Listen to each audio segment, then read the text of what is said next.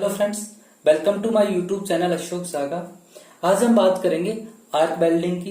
तो वेल्डिंग क्या होता है और क्लासिफिकेशन ऑफ वेल्डिंग ये हम पहले कवर कर चुके हैं, तो उसका लिंक मैं आपको डिस्क्रिप्शन में दे दूंगा, तो वहां से आप वीडियो देख लेना। तो आज हम बात करेंगे आर्क वेल्डिंग क्या होता है और आर्क वेल्डिंग में प्रिंसिपल क्या होता है, मतलब आर्क कैसे जनरेट हम कर सकते हैं, और एसी आर्क वेल्डिंग क्या होता है और डीसी आर्क वेल्डिंग क्या होता है। तो सबसे पहले हम बात करेंगे कि आर्क जनरेशन कैसे होता है। तो हम बात करेंगे कि आर्क का जनरेशन कैसे होता है। तो आर्क का जनरेशन, प्रिंसिपल ऑफ आर्क क्या होता है। तो सबसे पहले हम बात करेंगे आर्क के जनरेशन के लिए हम दो इलेक्ट्रिकल कंडक्टर की आवश्यकता होती है और उसके बाद में एक पावर सोर्स की आवश्यकता होती है। तो हम बात करेंगे, हमारे पास दो इलेक्ट्रिकल कंडक्टर हो गए, एक वर्कपीस हो गया और एक इलेक्ट्रोड हो गया। वर्कपीस को हमने एनोड मान लिया, मतलब कि जो पावर सोर्स का पॉजिटिव टर्मिनल वर्कपीस से जोड़ दिया और पावर सोर्स का जो नेगेटिव टर्मिनल इलेक्ट्रोड से जोड़ दिया, तो इलेक्ट्रोड क्या हो गया, कैथोड की तरह कार्य करेगा। तो क्या होगा, आर्क क्रिएट करने के लिए जैसे ही हम, ये हमारा वर्कपीस है और वर्कपीस से इलेक्ट्रोड को हम यहाँ पे टच करेंगे, टच करते ही यहाँ पे शॉर्ट सर्किट होगा और जैसे ही शॉर्ट सर्किट होता है तो वर्कपीस और इलेक्ट्रोड को हम अलग कर लेते हैं। इनके बीच में कुछ गैप उत्पन्न हो जाएगा, क्या हो जाएगा, गैप हो जाएगा। अब क्या होगा, ये गैप हो जाएगा तो यहाँ पे क्या होगा कि जो हमारे इलेक्ट्रोड होते हैं, यहाँ से जो इलेक्ट्रॉन होंगे वो बहुत हाई वेलोसिटी से स्ट्राइक करेंगे किसके ऊपर, वर्कपीस के ऊपर, और यहाँ पे हीट का जनरेशन कर देंगे। लेकिन क्या होगा कि यहाँ पे कुछ एयर गैप है, इस एयर गैप में आयन होंगे, तो वो आयन क्या होंगे, आयोनाइज्ड हो जाएंगे। क्या हो जाएंगे, आयोनाइज्ड हो जाएंगे, जिससे यहाँ पे प्लाज्मा बन जाएगा। क्या बन जाएगा, प्लाज्मा बन जाएगा। और जो इलेक्ट्रॉन का जो फ्लो होता है, इलेक्ट्रॉन का फ्लो होगा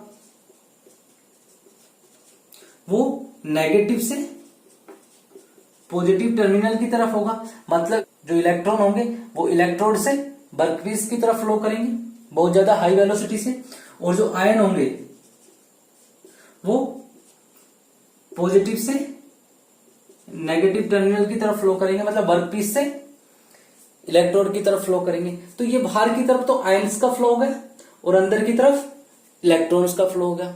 तो इलेक्ट्रॉन बहुत ज्यादा हाई वेलोसिटी से स्ट्राइक करेगा तो हीट का जनरेशन होगा, और तो यहाँ पे आयंस भी यहाँ पे स्ट्राइक करेंगे इलेक्ट्रोड पे, तो यहाँ पे भी हीट का जनरेशन होगा, लेकिन कंपेयर टू कम होगा, क्योंकि जो आयंस की जो वेलोसिटी है वो इलेक्ट्रोड के जो इलेक्ट्रॉन के कंपेरिजन बहुत कम होती है, तो यहाँ पे हीट का जनरेशन कम होगा। तो हीट के जनरेशन की हम बात करते हैं कि जैसे हमारे पास टोटल हीट है, टोटल हीट 100 है, तो 100 का 2/3 मतलब कि 66% हीट हमें वर्कपीस पे मिलती है, जहां पे हम पॉजिटिव टर्मिनल बनाते हैं, मतलब जहां पे जो इलेक्ट्रॉन स्ट्राइक करेंगे वहां पे, तो यहाँ पे हमें 2/3 हीट मिलेगी टोटल हीट की। तो बाकी हीट हमें कहां पे मिलेगी, इलेक्ट्रॉन पे मिलेगी, बाकी हीट हमें कहां पे मिलेगी, इलेक्ट्रोड पे मिलेगी।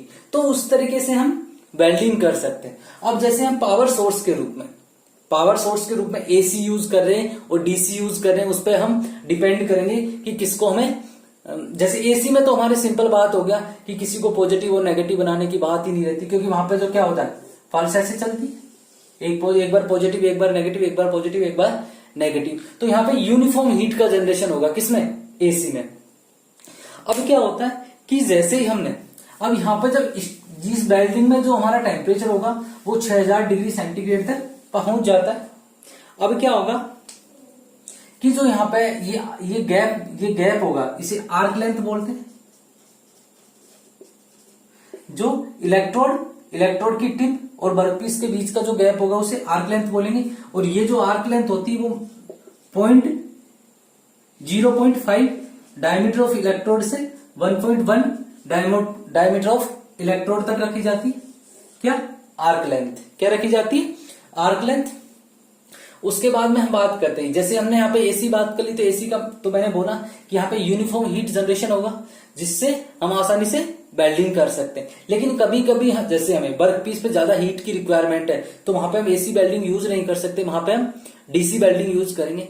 तो आगे हम बात करते हैं कि डीसी वेल्डिंग। अब डीसी में क्या होगा कि एक बार हम इलेक्ट्रोड को पॉजिटिव बना देंगे, एक बार हम वर्कपीस को पॉजिटिव बना देंगे, तो वहां पे दो टाइप्स बन जाएंगे डीसी वेल्डिंग के। ठीक है, तो डीसी वेल्डिंग की बात करते हैं। अब देखो, हम डीसी वेल्डिंग की बात करते हैं। तो डीसी वेल्डिंग हमारे दो टाइप की हो जाएगी, एक बार हम वर्क पीस को पॉजिटिव बनाएंगे और एक बार हम इलेक्ट्रोड को पॉजिटिव बनाएंगे। तो यहाँ पे हमने क्या किया कि पहले हमने वर्क पीस को पॉजिटिव बना दिया।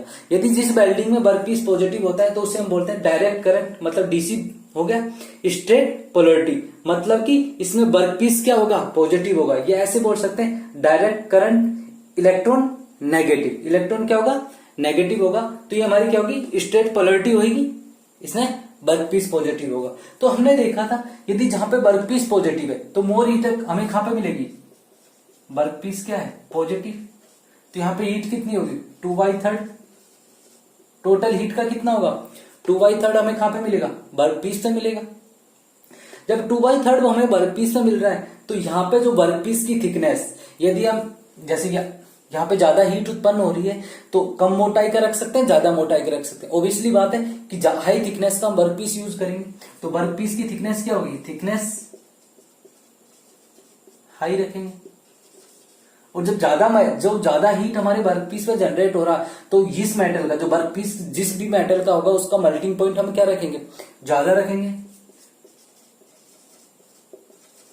Melting point higher. उसके बाद में हम बात करते हैं कि जब ये हमारा वर्क पीस है, इसकी जो थिकनेस बहुत ज्यादा है तो पेनिट्रेशन ज्यादा कर सकते हैं भाई, ज्यादा गहराई तक हम क्या कर सकते हैं, वेल्डिंग कर सकते हैं, तो हायर पेनिट्रेशन होगा। उसके बाद अब ये तो हमारे वर्क पीस की बात होगी। अब हम बात करते हैं इलेक्ट्रोड की। तो इलेक्ट्रोड हमारा क्या होगा, नेगेटिव होगा। तो यहां पे हीट कितनी होगी, 1/3 हीट होगी, 1/3 क्या होगी, हीट होगी। अब क्या होगा कि यहां पे जो 1/3 हमारी हीट है तो जो इलेक्ट्रोड की जो डिपोजिशन रेट है, मतलब जो मल्टिंग रेट होगी वो क्या होगी, धीरे होगी। हीट यदि कम है तो मल्टिंग रेट धीरे होगी, इलेक्ट्रॉन जल्दी नहीं पिघलेगा, लेट पिघलेगा। तो डिपोजिशन रेट क्या हो जाएगी, स्लो हो जाएगी। अब डिपोजिशन रेट हमारी स्लो हो गई, मतलब मल्टिंग इलेक्ट्रोड की स्लो हो रही है तो वेल्डिंग स्पीड क्या हो जाएगी, स्लो हो जाएगी।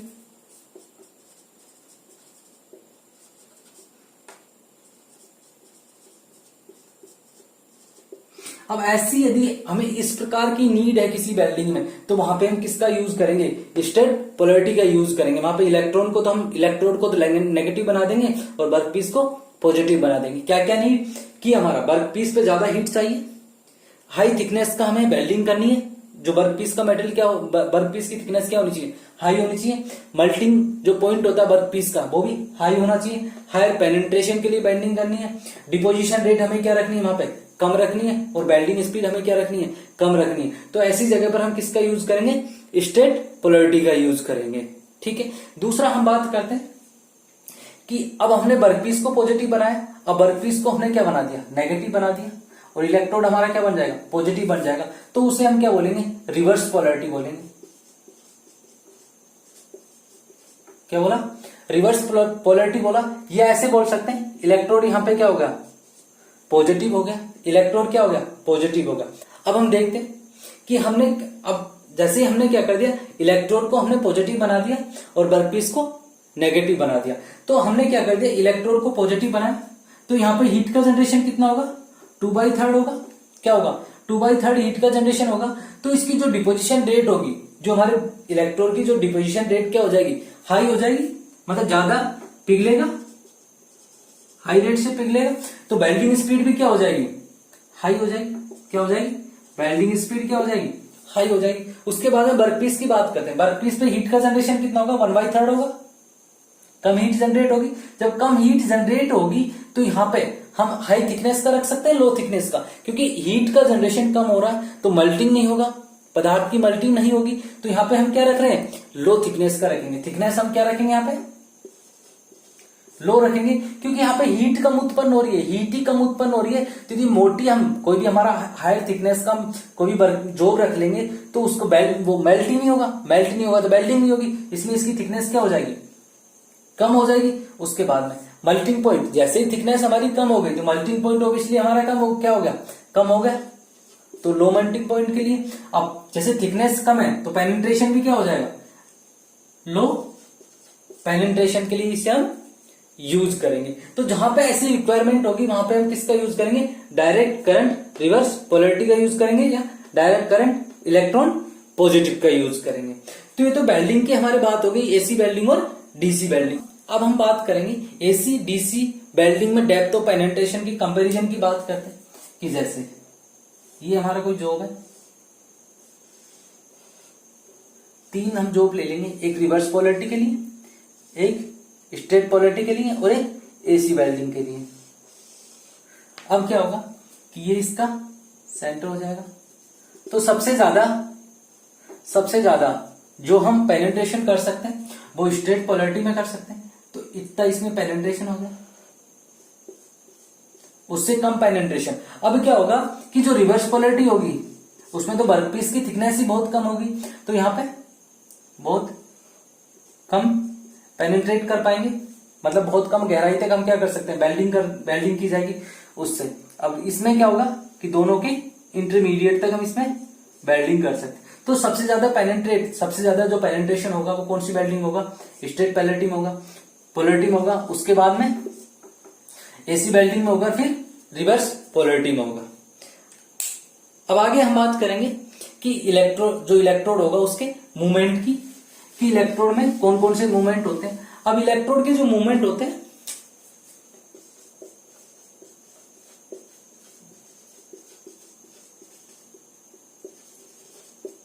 अब 2 टाइप के इलेक्ट्रोड मूवमेंट होते हैं। एक तो क्या होता है कि लीनियर मूवमेंट होता है। लीनियर मूवमेंट में क्या होगा कि जब ये यहां पे हमारा वर्कपीस है और इलेक्ट्रोड को हम ऐसे गति करा रहे हैं, तो ये क्या हो जाएगी, ये वेल्डिंग स्पीड हो जाएगी। जब हमारा इलेक्ट्रोड का जो मूवमेंट लीनियर होगा तो उसे हम क्या बोलेंगे, वेल्डिंग स्पीड बोलेंगे,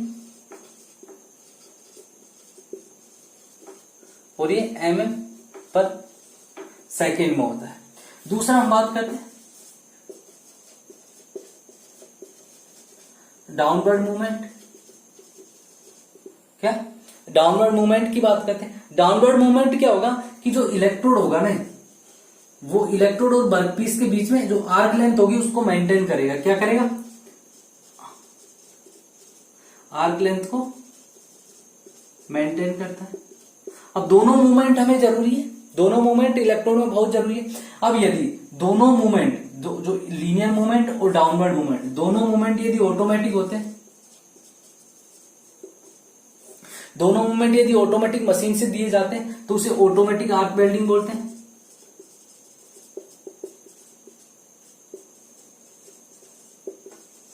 और यदि दोनों मूवमेंट मैन्युअली होते हैं,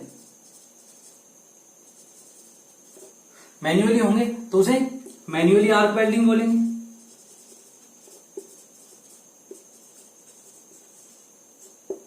और यदि उसके बाद में यदि एक मूवमेंट तो हमने क्या दे दिया, ऑटोमेटिक दे दिया, और दूसरा मूवमेंट हम क्या दे रहे हैं, मैन्युअली दे रहे हैं, तो उसे हम सेमी ऑटोमेटिक बोलते हैं।